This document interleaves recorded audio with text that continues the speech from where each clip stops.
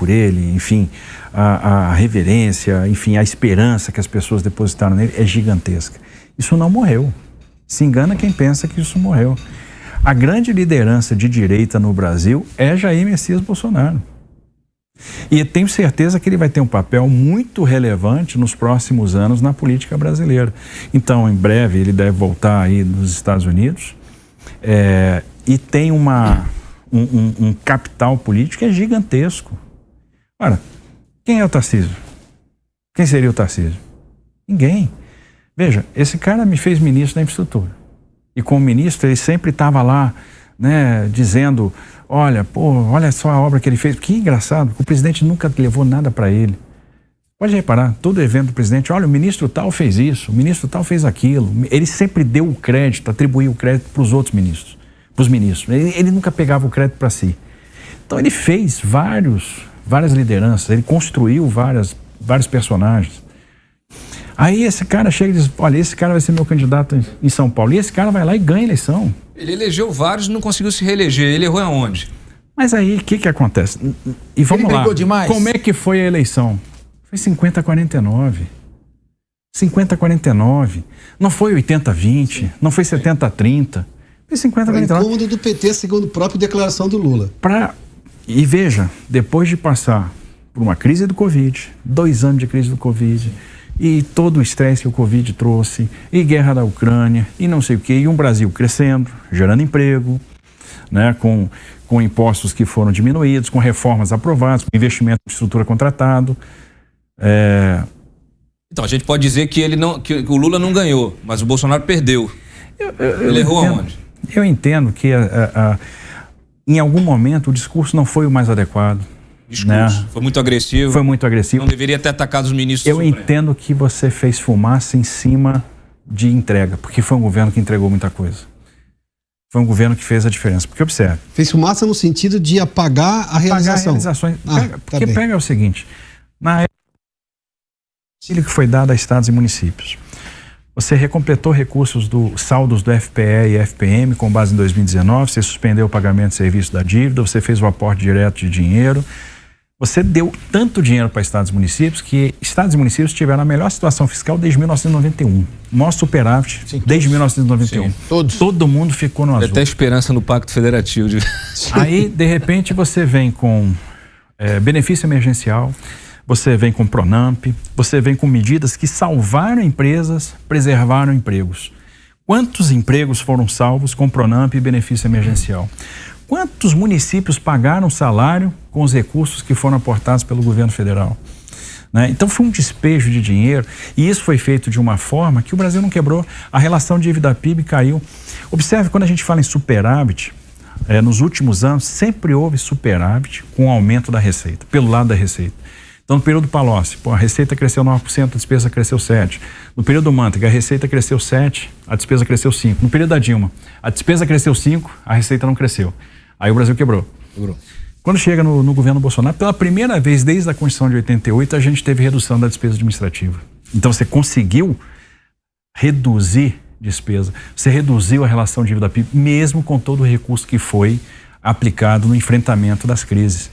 Tem coisas que a gente tem que parar para pensar, puxa vida, isso aqui funcionou, né? Quantos investimentos foram contratados? R$1 trilhão de investimentos. Mas a narrativa de quebra do país, de crise econômica, de desemprego, colou a narrativa do PT. Isso que eu ia dizer, a narrativa do PT está colando e não tem ninguém da oposição no Congresso Nacional fazendo um contraponto e mostrando dados objetivos. O Lula está falando sozinho que Bolsonaro quebrou o país e não é verdade, e não tem ninguém contestando. É muito típico do PT desprezar o legado, né, e pintar esse cenário de terra arrasada.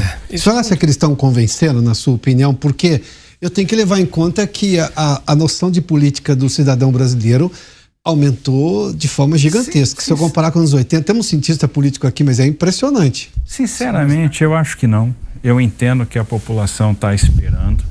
Então, de repente, existia quem tivesse chateado com o governo do presidente Bolsonaro e que fez uma aposta numa mudança e está esperando alguma coisa. E se alguma coisa não acontecer, eles vão perdendo credibilidade. Então, e essa alguma coisa, basicamente, é a economia. E daí a ansiedade. Eu vejo que vai ser um governo que vai ficar cada vez mais ansioso. Puxa, e aí? poxa, não está crescendo, pô, a inflação está subindo, o emprego que a gente vinha melhorando começou a piorar, né? Então a gente chegou a bater 7,9 de desemprego, já está 8,3, já está 8,4. Então assim, essa lua de mel tem dia e hora para acabar. Eles não têm plano e não têm quadros, né? É impressionante, assim. Uma hora vai acabar o noticiário a favor deles e eles vão ter que... Essa lua de mel vai acabar. O senhor acha que o governo do PT tinha alguma certeza que iria ganhar? Porque quando se fala com o mercado, eu estou falando de analistas, não somente do mercado financeiro, eles dizem que o que o Christian faz menção de falta de quadros, o governo, na hora que chegou, falou, bom, eu tenho que governar o Brasil. E aí começou a faltar gente, tem 37 ministérios, mas não se tem exatamente o que se pode chamar de uma excelência técnica. E o país veio de um governo que falava de técnicos, hoje exatamente é um quadro desse que se elegeu, inclusive, na esteira da sua atuação no Ministério da Infraestrutura. Que, além de não ter excelência técnica, não tem maioria política.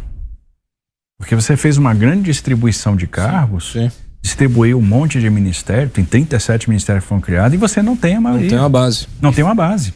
E a frente não aprova uma PEC. A frente foi tão ampla que não se sabe qual é o perfil do governo. Que é uma frente muito ampla. Você tem o partido que tem ganhou. 2 ministérios e diz que não é governo. Então, assim, tá confuso, tá desestruturado. Então, eu vejo um cenário de dificuldade para aprovar reformas importantes, para mediar determinados conflitos com o Congresso, para entregar os resultados que vão ser importantes. Porque como é que a gente vai fazer com que esse país cresça? Como é que a gente vai aproveitar essas oportunidades de nova industrialização? Como é que a gente vai, inclusive, fazer política social? Porque se não tiver um mínimo de estabilidade financeira, não tiver um mínimo de equacionamento, não vai ter efetividade em termos de política pública. E isso é muito perigoso. Deixa eu pegar esse ponto. Agora são 10 horas e 50 minutos e a gente precisa fazer um intervalo para a rádio, mas continuamos aqui na Jovem Pan News. Eu volto àquela questão anterior. Eu tenho políticas que são do governo federal, mas eu tenho estados que pensam de forma completamente diferente, com governadores que têm uma ideia completamente diferente da economia. O quanto que o Brasil depende de Brasília especificamente e o quanto que os estados e municípios podem fazer a diferença nesse desejo de continuidade de recuperação econômica, de estabilização? Eu acho que a gente tem que fazer o dever de casa. Veja, nós acabamos de fazer um leilão do Rodoanel Norte, do Trecho Norte. Foi extremamente bem sucedido, fizemos um chamamento e nós tivemos a reverberação do mercado. 4 players participaram. Players importantes, fundos de investimento, bancos importantes, grandes empresas do setor de infraestrutura, estrangeiras. Então é sinal que a gente está indo na direção certa. A gente conseguiu mobilizar o mercado. Quando outro dia a gente na Fiesp editou lá o decreto que cria o Conselho Estadual de Reindustrialização, de Nova Industrialização, que vai ter a participação nossa com a Fiesp, onde a gente está procurando despertar, entender as vocações econômicas diferentes de cada região do estado, e nós vamos entrar com aquelas medidas cirúrgicas, aquelas medidas de estímulo para cada vocação de cada região. E aí a Fiesp está vendo aquilo com uma oportunidade, está vendo aquilo com esperança. E isso, obviamente, a esperança mobiliza a capital. Então você cria um ambiente propício. Opa, estou diminuindo o tributo. Lá está aumentando, mas aqui a gente está diminuindo. Olha, lá o pessoal não quer trabalhar com capital privado, aqui a gente vai trabalhar com capital privado. A gente vai mobilizar mais recursos. Obviamente, existe uma interdependência do Brasil com os estados, no sentido de que o investidor, sobretudo estrangeiro, ao decidir entrar ou não no país, ele está enxergando o macro. Quando eu fazia roadshows no exterior, eu perdia um bom tempo explicando o Brasil, explicando os passos que a gente estava dando. Porque se o investidor resolvesse comprar o Brasil, o seu projeto iria comprar. Aí era meio caminho andado. Por isso que a gente teve sucesso em fazer leilões, mesmo quando o cenário era absolutamente adverso. Observe que a gente fez leilões de aeroportos no meio da maior crise da aviação da história. Sim. Onde as aeronaves ficaram todas graudeadas, ficaram todas no chão por causa da crise do Covid. E o pessoal dizia, você vai vender aeroporto? Você está maluco? Não, a Índia ia vender, existiu, o México ia vender, existiu, a Colômbia ia vender, existiu, viramos vendedor exclusivo. Vamos botar porque tem um caminhão de capital aí fora e a gente vai conseguir mobilizar esse capital. Vamos mostrar os passos que nós estamos dando. Então, obviamente, se o Brasil não for na direção correta do ponto de vista fiscal, a gente começa a ter dificuldade, né, de mobilizar alguns investidores, né, porque tem requisitos pesados de governança, exigência de retorno sobre capital. Mas aqui em São Paulo a gente vai criando um ambiente propício à atração de investimento, como o Zema está criando lá em Minas. E aí nós vamos trazer um negócio. É o contraponto que tem que ser feito, porque isso é importante para os estados. A gente precisa, vem cá, qual é a direção que vai trazer prosperidade? Qual é a direção que vai trazer o emprego? Qual é a direção que vai trazer negócio? Como é que a gente está enxergando determinada oportunidade? Como é que eu mobilizo essa oportunidade aqui para dentro? Porque isso vai fazer a diferença aqui para o cidadão de São Paulo, vai trazer emprego aqui em São Paulo. Né? Por exemplo, como é que a gente vai se tornar líder no hidrogênio verde? Então são essas perguntas que a gente tem que fazer e criar esse ecossistema que vai favorecer a chegada do investimento para cá. Governador, pois não. Vamos lá. Da China um pouquinho? Faz tempo que o Tomé não pergunta. Tomé, por favor. Da China. Vamos lá. Estamos entrevistando aqui o governador de São Paulo, Tarcísio de Freitas, nesse direto ao ponto. Tomé nesse assunto que vocês estão falando. Governador, eu queria falar um pouquinho sobre segurança pública. A sensação de medo das pessoas, ela cresce a cada dia. Nós estamos vendo a população do estado de São Paulo cada vez mais presa dentro de casa. Vem um bandido, ele rouba o seu telefone, a bolsa da sua esposa, ele bate no seu filho. As polícias eventualmente o prendem. Aliás, eu queria fazer um elogio às polícias do estado de São Paulo, a civil, a militar, as guardas civis, que são muito competentes, muito sérias. Mas esse bandido, ele acaba indo para uma delegacia, depois de algumas horas ele está solto.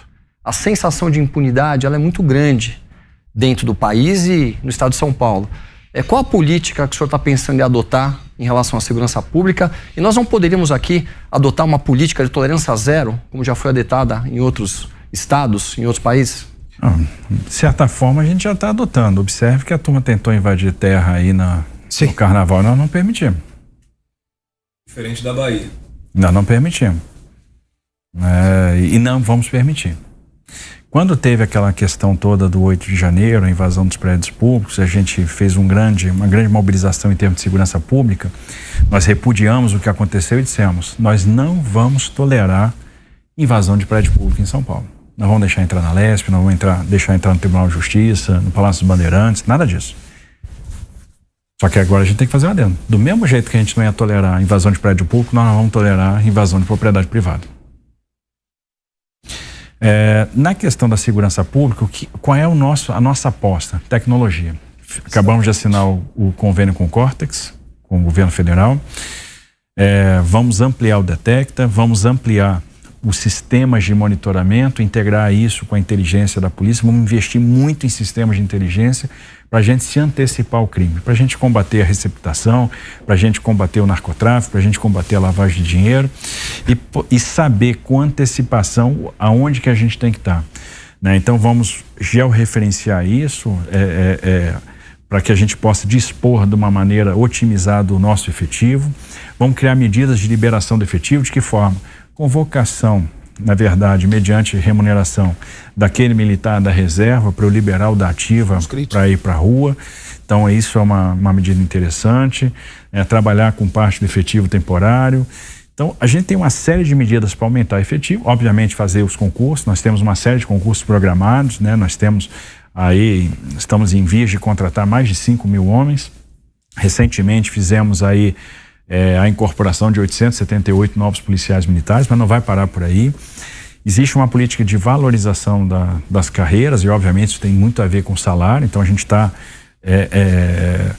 trabalhando isso com a Secretaria de Fazenda agora, para a gente dar a devida valorização que os nossos profissionais de segurança pública merecem.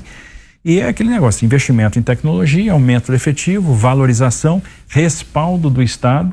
E eu tenho certeza que a gente vai melhorar a nossa performance. Nós vamos ver a criminalidade caindo e os nossos índices melhorando.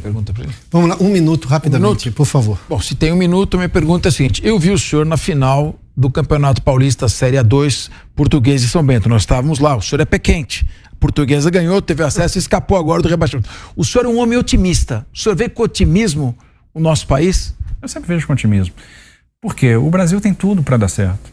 Tem recursos naturais, o Brasil tem tecnologia, o Brasil tem um agro extremamente competente e o Brasil tem um ser humano, né? Tem um material humano criativo, empreendedor, batalhador. Então nós temos tudo para dar certo. Se a gente mexer as alavancas corretas, a gente vai ver esse Brasil disparando.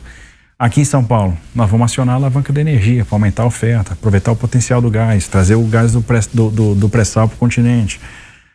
mexer com hidrogênio verde, nós vamos mexer a alavanca da capacitação profissional para abrir a porta do mercado de trabalho para os nossos jovens, para abrir a porta do mercado de trabalho de alta tecnologia, vamos formar programadores, nós vamos mexer a alavanca da infraestrutura, né, com investimentos importantes, mobilizando capital privado, vamos mexer a alavanca do crédito, principalmente para o micro, para o pequeno empreendedor, e vamos mexer a alavanca tributária, reduzindo carga tributária. E permear isso tudo de digitalização, de desburocratização. Então a gente vai ver a iniciativa privada se mobilizando, os negócios acontecendo, o Estado crescendo. Isso vai ajudar o Brasil, porque se São Paulo cresce, o Brasil cresce. O que é bom para São Paulo é bom para o Brasil, né? Estamos falando de 1/3 do PIB, 22% da população. Então eu sou otimista com o futuro do Brasil, não tem como não ser. Eu acredito nesse país que vai ser uma grande potência. Governador, só rapidamente, o senhor tem uma viagem para o exterior na semana que vem. É para buscar investimento, é isso? Para buscar investimento. Esse negócio de buscar investimento é uma obsessão. A gente tem que mobilizar o capital estrangeiro para vir para cá, e eu estou muito otimista na mobilização desse capital. Governador, muitíssimo obrigado pela gentileza de nos atender aqui na Jovem Pan News, nesse Direto ao Ponto. Tomé, Christian, Dantas, Capês, obrigado pela gentileza. Muito obrigado a você que nos acompanhou aqui pela Jovem Pan News, nesse Direto ao Ponto com o governador Tarcísio de Freitas. Muito boa noite. Na segunda-feira da semana que vem, às 9h30 da noite, nós estaremos de volta. Até lá.